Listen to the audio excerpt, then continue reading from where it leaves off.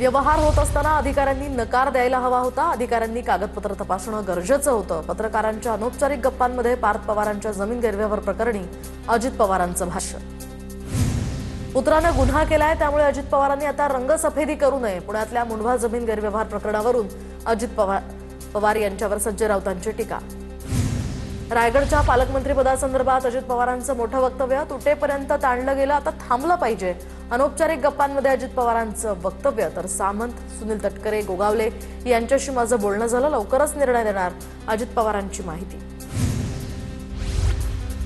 अजित पवारांनी एक पाऊल पुढे टाकल्यास आम्ही सुद्धा दोन पावलं पुढे टाकू। आम्हाला सुद्धा वादविवाद करण्याची हौस नाही। रायगडच्या पालकमंत्रीपदासंदर्भात गोगावलेंची प्रतिक्रिया।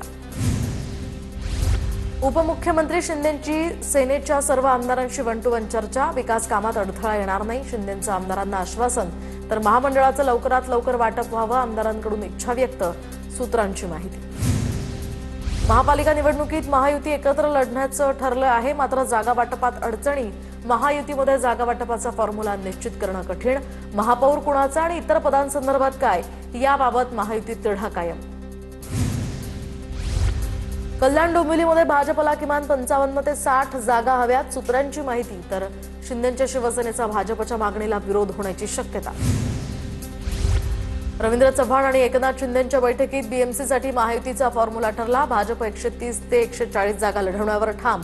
तर शिंदेंच्या शिवसेनेला 80 ते 90 जागा देणार।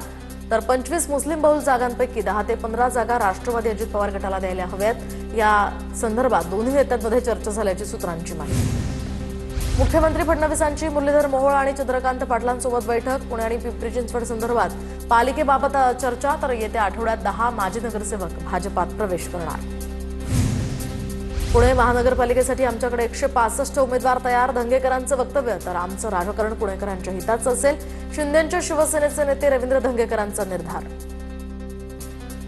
महापालिका निवडणुकीच्या आधी भाजपचा जम्बो प्लॅन। मुख्यमंत्री सोमवारी 3000 कोटींच्या कामांचा शुभारंभ करणार।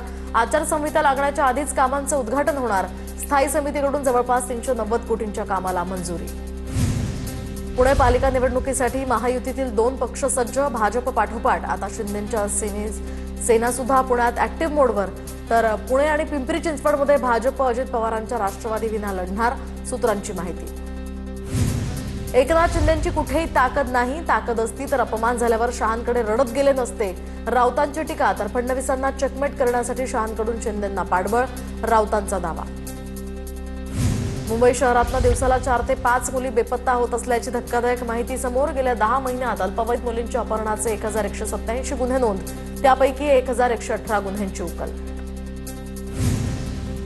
राज्यात लहान मुलं पळवली जात आहेत, यावर विधिमंडळात चर्चा व्हावी। राज ठाकरेंचं मुख्यमंत्री देवेंद्र फडणवीसांना पत्र।